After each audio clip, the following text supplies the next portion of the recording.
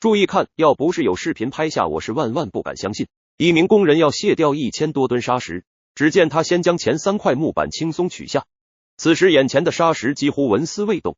紧接着，当男子用工具拿掉第4块木板的时候，大批砂石开始倾泻而下，顺着石槽内的传送带开始流动。